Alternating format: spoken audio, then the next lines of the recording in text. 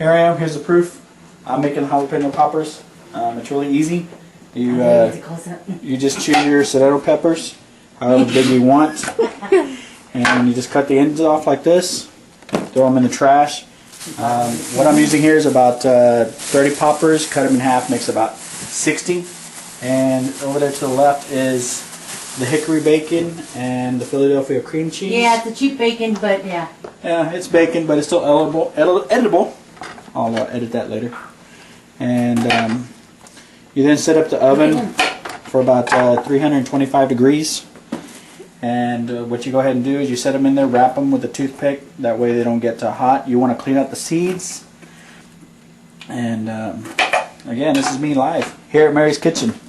And that's her daughter, Mary, and this is Sandra. Yeah. We'll get the after thing, Mom. Yeah, they'll get the after thing. This is pretty cool. What we're doing is take a pepper. We probably did it for 10,000 times. And cut it in half, just like this. You then get yourself a spoon. Spoon, please. Just take a spoon and just cut the inside. Just like this. The reason why you gut the inside is so the seeds is what's going to get you and it's going to make it hot. So you just clean out the inside just like this. And if you want to use some water just to rinse it out, you can. Turn on the water, cold,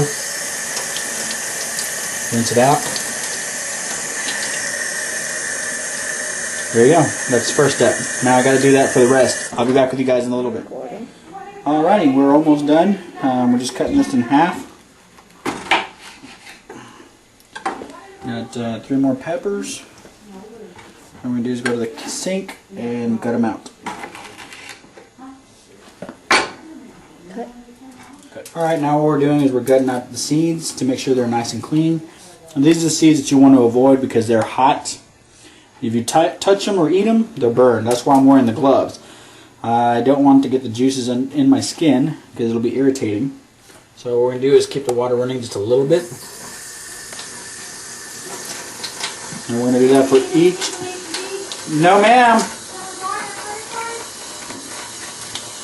I'm sorry, we're having technical difficulties.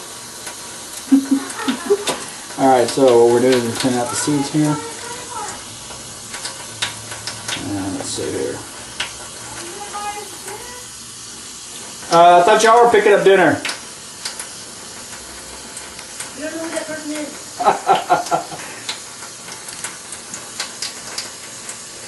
Okay, what we're doing now is we've already finished cleaning all the inside of the pepper, and all we're going to do is just rinse it, just to make sure we don't catch any unwanted seeds. It's not guaranteed that all the seeds are going to be stopped. So just do a rinse over.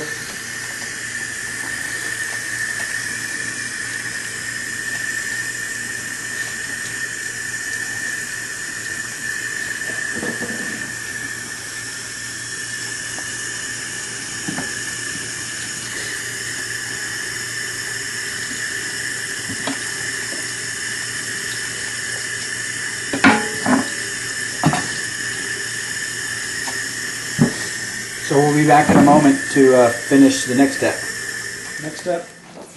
Next step, what we're doing is we're going to take some bacon and we're going to go ahead and cut it open. You'll be probably using the whole bacon. And almost in the final stages.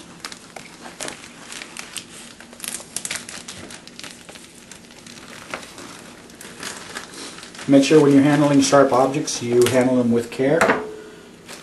And if you're under 18, make sure that a parent is with you, or a guardian.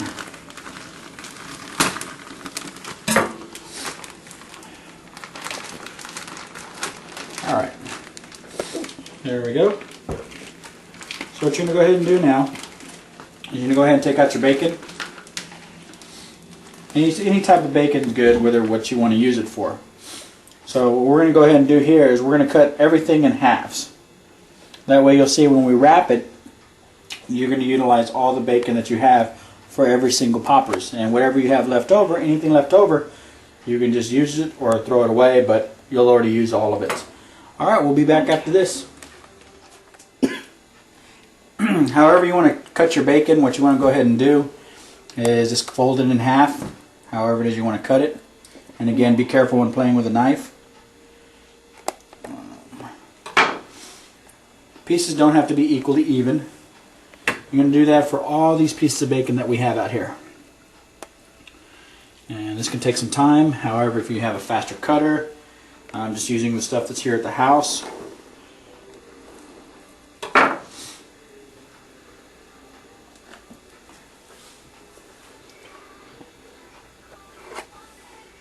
What we're going to be doing next is taking your average cream cheese and just put it inside each of the items. You want to let the cream cheese sit out at room temperature, that way it's soft for spreading. And however thick you want to put it, you can use it with different flavors. They have the strawberry, they have the plain. It all depends, it's all up to you, whatever you want to put it in with. So what you're going to go ahead and do is, when you take one, then you're going to take it to the cookie shape. Oops, excuse me, made a mistake. We forgot to wrap it with bacon. So what I'm going to do is take a piece of bacon, wrap it around,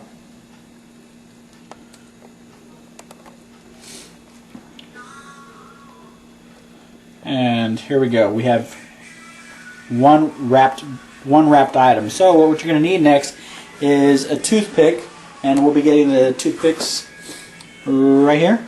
Take one toothpick, and you want to remember that you're sticking it, and here you go. Okay. And what you do is, once you wrap your bacon, you place it on a cookie sheet, just like that. And what you're going to go ahead and do is you're going to do that for each individual cookie sheets.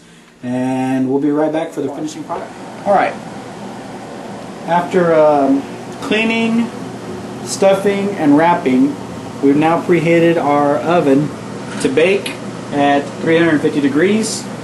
And we come in here, place it in the center, come back in about 15 minutes, check on them. Depending on how crispy you want them, the bacon is going to be baked, it's not going to be cooked. It will be cooked thoroughly, but not like frying. It's just to give it flavor. So be back with us. And here's the finishing product. About 35 minutes, golden brown, depending on how cooked you want them. You can cook them light, and pretty much enjoy. Well, it's simple, it's easy. If you have any questions, rewind the video, play it back. All right, thank you. I'd like to say thank you to my assistant, Awesome. Andrea.